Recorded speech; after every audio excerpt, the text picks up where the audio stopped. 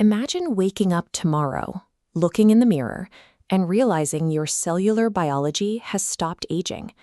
No more decay, no more decline.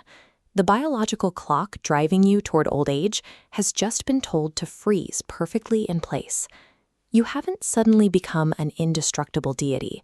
If you fall off a ladder or catch a severe infection, you will still die. But your biological aging process has decoupled entirely from chronological time. Researchers measure this gap between time and tissue using what is called an epigenetic clock. It calculates how well your body functions at a cellular level, completely regardless of how many birthdays you have celebrated. This animation illustrates how that clock works. You have roughly 28 million sites on your DNA where small chemical groups attach and detach. They act like biological dimmer switches, turning specific genes on or off as you age. If medical science could chemically lock those switches in their optimal position, the first decade would feel euphoric. You would maintain the stamina of a 25-year-old, cycling through multiple demanding careers and intensive physical hobbies without a single ache in your joints. Mastering our epigenetic clock looks like the ultimate biological victory. We would finally be free from the physical deterioration that has defined the human condition. But treating aging as an isolated mechanical glitch ignores the massive, fragile systems built entirely around our mortality.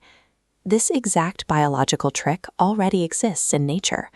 Biologists call it negligible senescence, a rare state where an organism maintains stable physical function and continuous reproductive capacity indefinitely, showing almost zero signs of cellular decline. As you can see in this photograph, the Greenland shark is a prime example. Living in freezing Arctic waters, it maintains an incredibly slow metabolism and possesses specialized lipid membranes that resist chemical damage, allowing it to survive for well over 400 years. And here is the naked mole rat. It routinely outlives other rodents of its size by decades. It achieves this extreme longevity through a unique cellular defense mechanism. Its body produces a complex sugar called high molecular weight hyaluronan that acts as an aggressive, natural tumor suppressor. This diagram outlines how scientists have translated those animal adaptations into human therapies. By targeting shared molecular mechanisms, researchers have developed gene therapies that protect human telomeres and maintain our adult stem cell pools indefinitely. This companion chart highlights the final intervention, senolytics. By introducing specific pharmacological compounds, medical science can hunt down and permanently eliminate the inflammatory zombie cells that accumulate in our tissues and drive physical decline. We have successfully reverse-engineered nature's rarest traits, locking our biology in a permanent physical prime. But fixing the human cell is only the first layer of the equation. The problem begins when we scale a personal medical triumph across an entire planet. We have to look at what happens when 8 billion people suddenly stop aging at exactly the same time. Within a single generation, the Earth faces a severe demographic bottleneck. The global birth rate continues at its normal pace, but the death rate suddenly drops to near zero. This chart visualizes the mathematical fallout.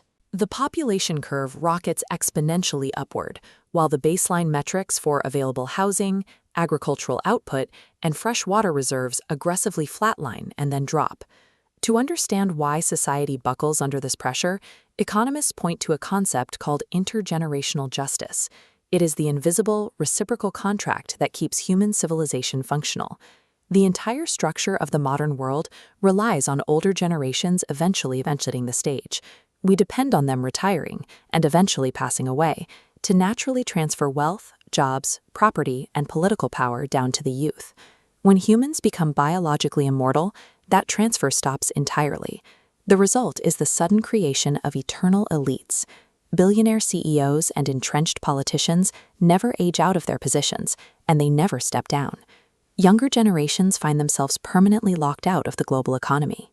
With no upward mobility and all existing assets tightly held by a perfectly healthy upper class, acquiring capital or influence becomes mathematically impossible for anyone born after the cure.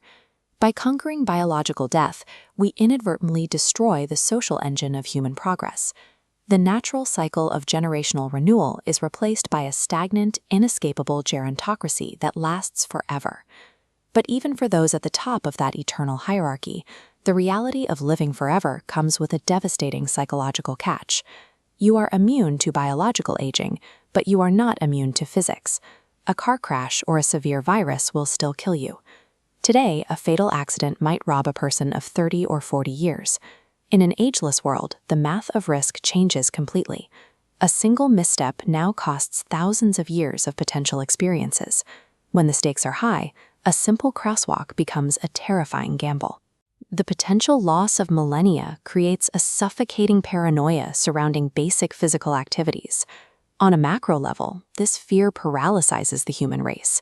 A perfectly preserved population stops exploring unknown environments, stops pushing physical boundaries, and stops taking risks to innovate. The ultimate irony of securing infinite time is that the asset itself becomes a liability. Every single second holds so much potential value that it becomes far too expensive to ever risk actually living it. Then there is the emotional toll. If you choose this treatment, but your family or closest friends opt out, you are committing to the accumulating grief of watching everyone you love grow old and die while you remain exactly the same. This forces us to confront a difficult philosophical dilemma.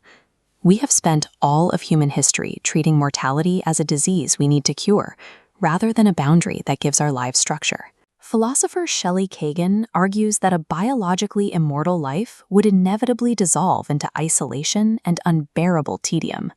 Without an endpoint, the urgency to accomplish anything disappears entirely. So, weighing eternal inequality, a stagnant society, and infinite grief against the promise of a flawless body, would you still choose to take the cure? The tragedy of physical decline might not be a design flaw after all.